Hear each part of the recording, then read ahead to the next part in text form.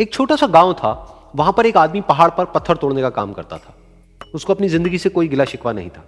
पूरा दिन वो काम करता, मेहनत करता, दिन के एंड में जो थोड़ा बहुत पैसा मिलता वो जा करके अपने परिवार के साथ में थोड़ा सा टाइम स्पेंड करता और चैन से सो जाता। तो एक दिन रोज की तरह वो अपना काम खत्म करके अपने घर की तरफ जा रहा था, तो रास्ते में चलते चलते उसके मन में ख्याल आया कि ये भी कोई जिंदगी है कि सुबह से शाम तक मैं पत्थर तोड़ने का काम करता हूं और एंड में मेरे को थोड़े से पैसे मिलते हैं, जिसमें मुश्किल से मेरा और मेरे परिवार का गुजारा हो पाता है। काश कुछ ऐसा हो जाए कि कहीं से मुझे कोई ऐसी शक्ति मिल जाए कि जो भी मैं चाहता हूं वो सच हो जाए। वो अपने घर पर गया, उसने खाना खाया, लेकिन उसका ध्यान खाने की तरफ नहीं था। उसके दिमाग में यही ख्याल चल रहा था। उसके बाद में वो यही सोचते सोचते सो गया। फिर नींद आने के कुछ देर बाद उसको एक सपना आया। सपने में उसने देखा कि रोज की तरह वो अपना काम खत्म करके अपने घर लौट रहा था।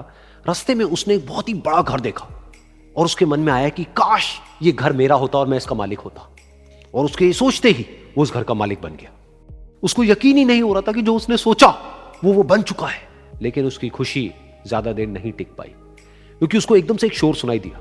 उसने अपने घर के बाहर देखा कि एक बहुत बड़ी रैली निकल रही है, जिसमें बीचों बीच एक पॉलिटिशियन है जो ऐसे ऐसे हाथ हिला रहा है। और वहां पर जितने भी लोग खड़े थे सब उसके नाम के नारे लगा रहे थे, उसके आगे हाथ जोड़ करके खड़े थे, सब उसको देखने के लिए तड़प रहे थे।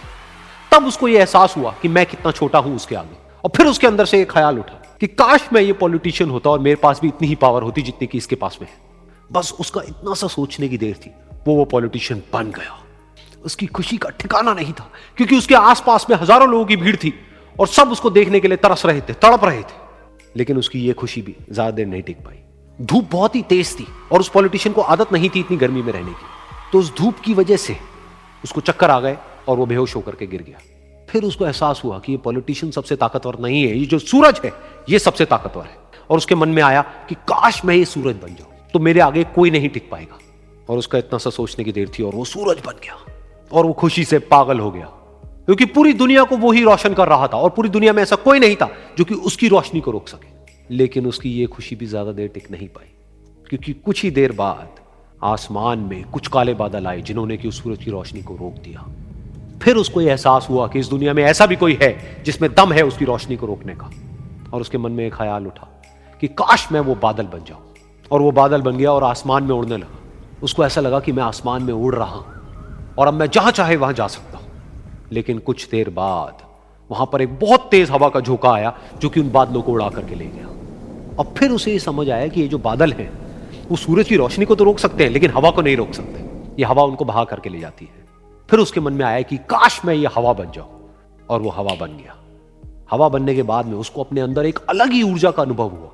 वो चाहे तो आराम से बहता और चाहे तो आंधी बन करके, तूफान बन करके, जिसको भी चाहे उड़ा करके ले जाता। उसको ये विश्वास होने ही लगा था कि इस दुनिया में सबसे ज्यादा शक्तिशाली मैं हूं। लेकिन तभी उसके सामने आया एक पहाड़।